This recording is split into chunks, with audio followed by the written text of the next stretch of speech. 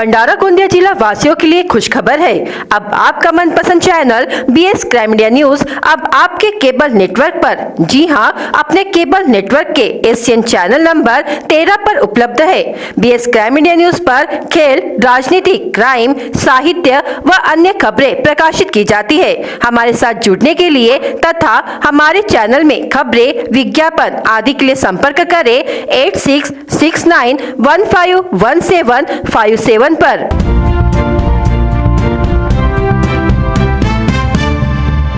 Congress party से 2 बार विधायक रह चुके तथा वर्ष 2019 में वंचित बहुजन आघाड़ी से साकोली क्षेत्र के विधानसभा उम्मीदवार रहे सेवक वाघाई ने बुधवार को लोकसभा सीट के लिए कांग्रेस से व निर्दलीय नामांकन पत्र भरा। इससे लोकसभा चुनाव में नया रोमांच आया। वाघाई यह कांग्रेस पार्टी से टिकट मिलने की आस में थे। इसके लिए उनकी महीनों से भंडारा व गोंदिया जिले में तैयारी शुरू थी, लेकिन पार्टी ने उन्हें टिकट नहीं दी। पूर्व विधायक सेवक वाघाई ने वंचित आघाड़ी से चुनाव लड़ने के बाद फिर से कांग्रेस में प्रवेश किया था।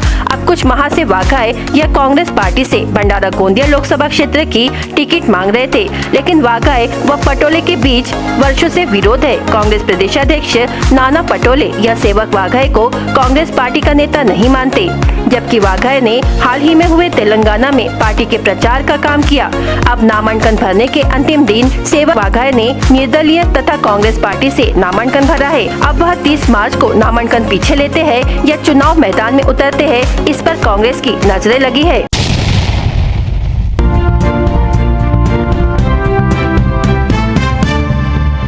लोकसभा चुनाव के लिए अपना नामांकन दाखिल करने के बाद महाविकास आघाड़ी के उम्मीदवार डॉक्टर प्रशांत पडोले ने आज से गोंदिया जिले में तालुका स्तरीय महाविकास आघाड़ी कार्यकर्ताओं की बैठक शुरू की। बैठक में महाविकास आघाड़ी के सभी कार्यकर्ता शामिल हुए और कांग्रेस प्रदेश अध्यक्ष नाना पटोले ने कार्यकर्ताओं को निर्देश दिए कि वे डॉक्टर प्रशांत पडोले को बहुमत से जिताने के लिए काम में जुट जाए। वहीं महाविकास आघाड़ी के प्रत्याशी डॉक्टर प्रशांत पडोले ने कहा कि अगर भंडारा गोंदिया लोकसभा क्षेत्र का विकास करना है तो कांग्रेस के अलावा कोई विकल्प नहीं है, इसलिए यह चुनाव कांग्रेस प्रदेशाध्यक्ष नाना पटोले के नेतृत्व में हो रहा है।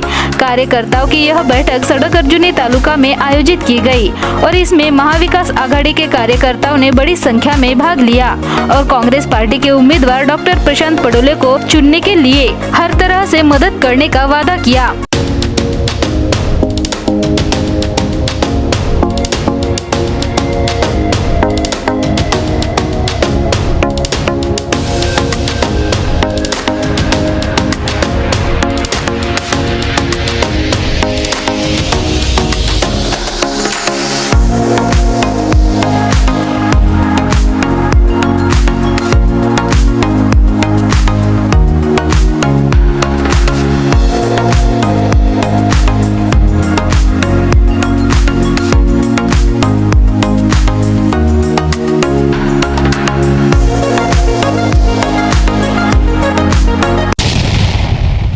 भंडारा गोंदिया लोकसभा चुनाव की घोषणा हो गई है। 19 अप्रैल को मतदान किया जाएगा।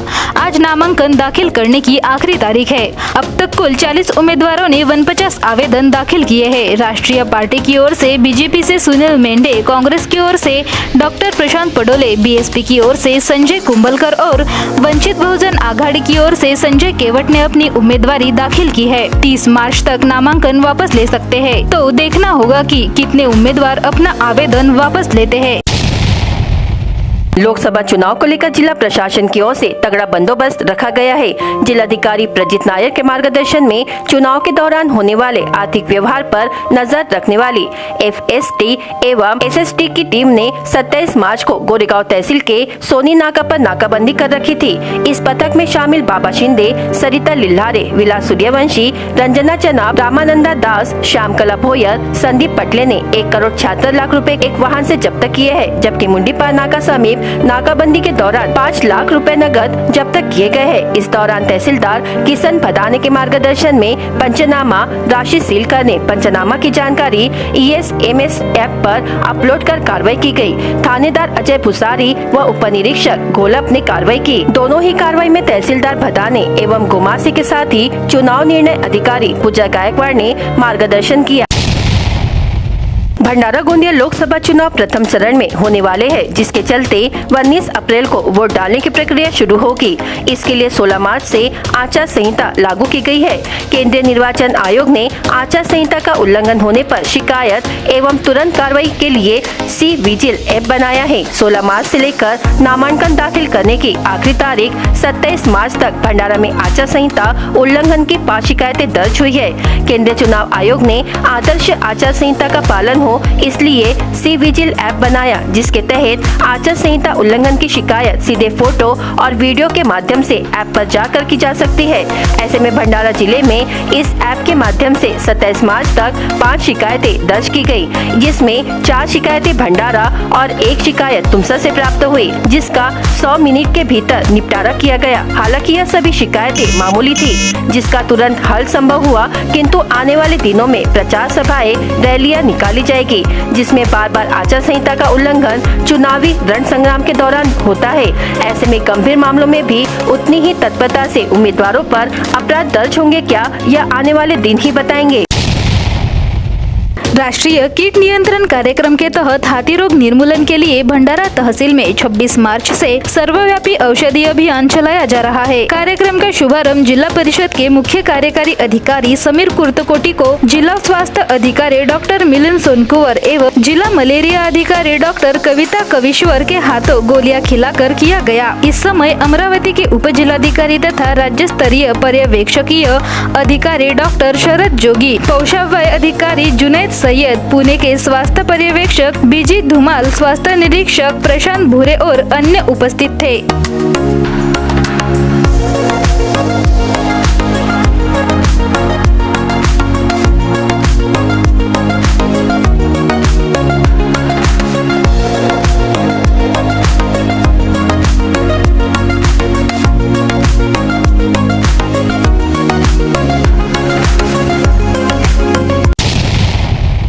भंडारा गोंदिया लोकसभा चुनावी क्षेत्र के लिए चुनाव निरीक्षकों की नियुक्ति की गई है।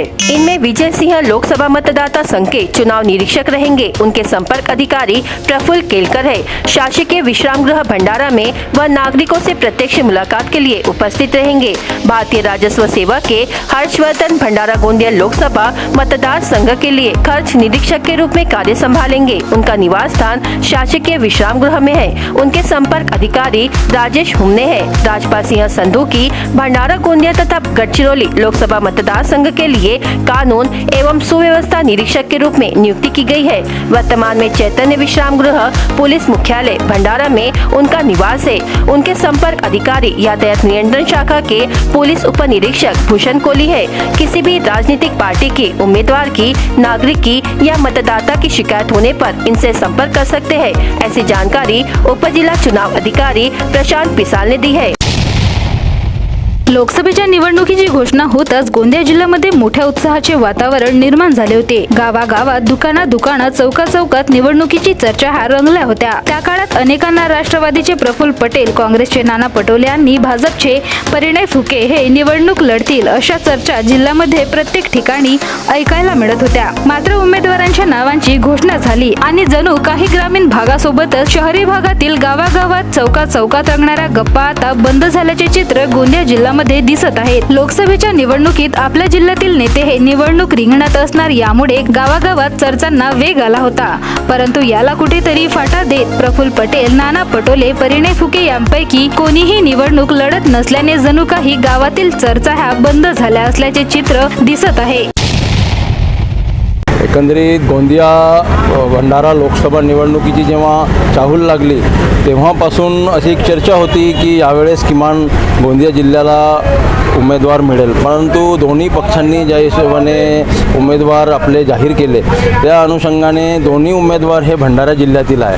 तसं पण गोंदिया जिल्ह्याचा लोकसभेचा इतिहास बघता इथं फक्त आतापर्यंत प्रफुल्ल पटेल आतापर्यंतचा इतिहास राहिला आहे। त्यामुळे कुठं ना कुठं गोंदिया जिल्ह्याच्या विकासात खुंटलेला आहे। यावेळेस किमान चर्चा होती की गोंदिया जिल्ह्याला उमेदवारी मिळेल, दोन्ही पक्षापैकी कुणीतरी एक देईल, पण तसंही न करता यावेळेस पण दोन्ही उमेदवार काँग्रेस पक्षाने सुद्धा उमेदवारसुद्धा प्रशांत पडोळे हे म्हणजे भंडारा जिल्ह्याचे दिलेले आहेत. तसेच सुनील मेंढे यांचा पण भंडारा जिल्ह्याचा आहे. त्यामुळे गोंदिया जिल्ह्याचा विकास कुठं ना कुठं खुंटतो आहे. कारण जो आपण खासदार निवडून येतो तो पहिल्यांदा आपल्या जिल्ह्याच्या विकासकडे लक्ष देतो आणि त्यामुळे गोंदिया जिल्हा कुठं ना कुठं दुर्लक्षित होत आहे. एकंदरीत असं झालं आहे की जेव्हापासून दोन्ही उमेदवार हे भंडारा जिल्ह्याचे दिले तर गोंदिया जिल्ह्यात जी एक चर्चा सुरू होती प्रत्येक ठिकाणी पानकट्ट्यावर म्हणा, चहा टपरीवर, विविध ठिकाणी चावडीवर, ग्रामस्थानी ग्रामपंचायतमधील ठिकाणी अशा बहुतशा ठिकाणी जे चर्चा होती त्याला आता विराम मिळालेला आहे. याने एकंदरीत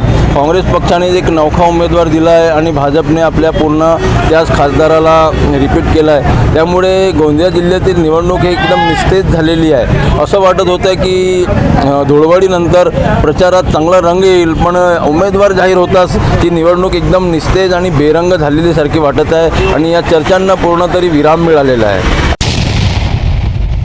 सध्या देशात लोकसभेच्या निवडणुकीमुळे वातावरण गरम आहे. असंच गोंदिया जिल्ह्यातही वातावरण गरम होतं. सुरुवातीला प्रत्येक पानटपरी म्हणा सगळीकडे चर्चा होत होती की नेमका उमेदवार कोण राहणार.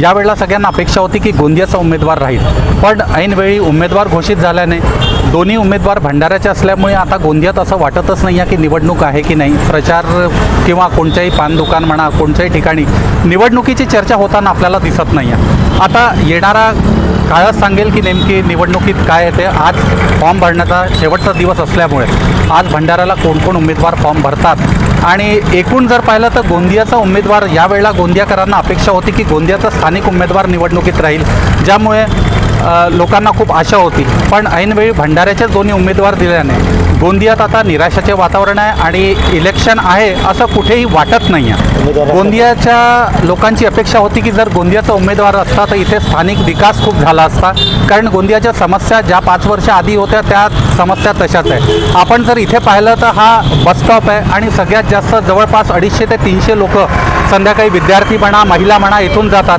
इथे एक पब्लिक टॉयलेटसुद्धा नाही आणि ही मागील 5 वर्षापासूनची मागणी आहे. जर अशा छोट्या छोट्या मागण्या पूर्ण होत नसतील तर लोकांचं विचार करणं अपेक्षित आहे की गोंदियाचा स्थानिक उमेदवार असावा. लोकसभा निवडणुकीची घोषणा झाली. घोषणेनंतर ग्रामीण भागासह शहरी भागातही म्हणजे जिल्ह्याचा उमेदवार कोण राहील आणि विकासासाठी कोण सक्षम राहील याची चर्चा व्हायची. उमेदवारी अर्ज भरण्याच्या 1 दिवसापूर्वी दोन्ही पक्षांनी उमेदवार जाहीर केले. मात्र हे उमेदवार जाहीर करताना दमदार नेतृत्व न देता दोन्ही पक्षांनी दुसऱ्या फळीतील मध्यम उमेदवार लादल्याने ही आता चर्चाच कुठे दिसून येत नाही. एकंदरीत लोकसभा निवडणूकचे वातावरण सगळीकडे तयार असताना गोंदिया जिल्ह्यात मात्र असा कुठलाही म्हणजे निवडणूक आहे किंवा काही आहे असं काही दिसून येत नाही आहे. 1999 साली गोंदिया जिल्ह्याच्या भंडारा जिल्ह्यापासून विभाजन झाले आणि गोंदिया जिल्हा अस्तित्वात आला, परंतु अद्यापही गोंदिया जिल्ह्याचा विकास झालेला नाही. त्यामुळे या निवडणुकीत तरी गोंदिया जिल्ह्याचा उमेदवार असेल आणि त्यामुळे गोंदिया जिल्ह्यामध्ये अनेक चर्चांना उत्थान आले होते. परंतु महाविकास आघाडी असो किंवा महायुती असो या दोघांनीही गोंदिया जिल्ह्याचा विचार केला नसल्याचे दिसून येत आहे. त्यामुळेच की काय गोंदिया जिल्ह्यातील नागरिकांमध्ये निवडणुकीच्या संदर्भाने उत्साहाचे वातावरण दिसून येत नाही. त्यातही दोन्ही उमेदवार हे भंडारा जिल्ह्यातील असल्याने नागरिकांमध्ये निवडणुकीच्या संदर्भात उत्साह दिसत नाही.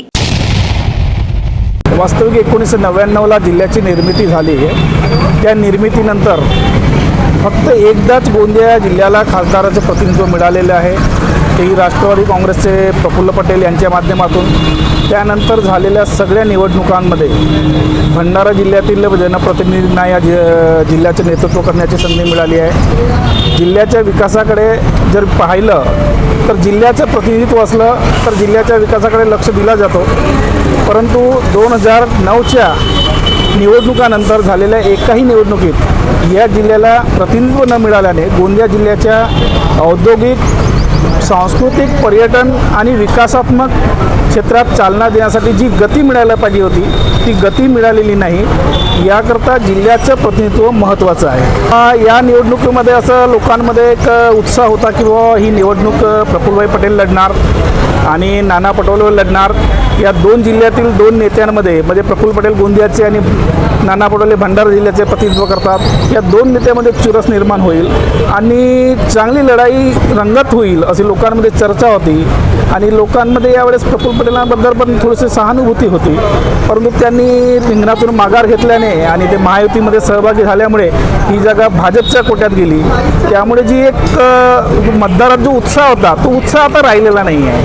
त्यातच कसं आहे, भाजपनं परत सुनील मेंढे यांनाच उमेदवारी दिलेली आहे आणि या निवडणुकीत काँग्रेसनं पण तो जो उमेदवार दिलेला आहे तो उमेदवारी एकदम नवखा असल्याने जी हुरहुरी मतदारांमध्ये उमेदवारी घोषित होणे अगोदर होती ती आता दिसून येत नाही आहे. याला राजकीय पक्षांनी जे उमेदवार दिलेले आहेत ते कारणीभूत ठरलेले आहेत.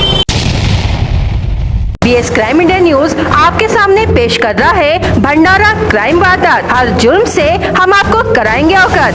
आपके अपने चैनल पर रोजाना शाम 7 बजे, तो देखना ना भूलिए क्राइम वारदात।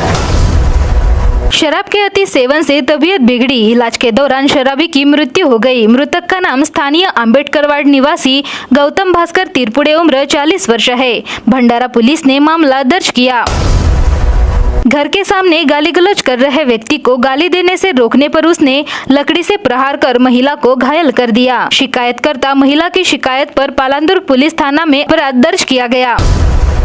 दोपहिया से जा रहे व्यक्ति को तेज रफ्तार बोलेरो जीप ने टक्कर मार दी, जिसमें दोपहिया सवार सालेबरडी निवासी शशि कुमार श्रीराम सार्वे, उम्र 42 वर्ष घायल हो गए। घटना को लेकर भंडारा पुलिस थाना में अज्ञात आरोपी के खिलाफ मामला दर्ज किया गया। खेत से काम कर घर लौट रहे व्यक्ति को अज्ञात वाहन ने जोरदार टक्कर मार दी, जिसमें वह घायल हो गया। घायल व्यक्ति का नाम किशन लहूजी शेंडे, उम्र 54 वर्ष है। लाखांदूर पुलिस ने मामला दर्ज किया। गोंदिया ग्रामीण थाना अंतर्गत शिवाटोला निवासी हेमराज दौलत गौतम, उम्र 70 वर्ष को दोपहिया चालक ने तेज गति एवं लापरवाही पूर्वक वाहन चलाते हुए पीछे से टक्कर मार दी, जिसमें उनकी मौत हो गई। घटना को लेकर गोंदिया ग्रामीण पुलिस ने मामला दर्ज किया। महुआ फूल बेचने के कारण को लेकर किडंगीपाड़ निवासी फिरियादी किरण किशोर चुटे, उम्र 42 वर्ष और आरोपी का विवाद हुआ था।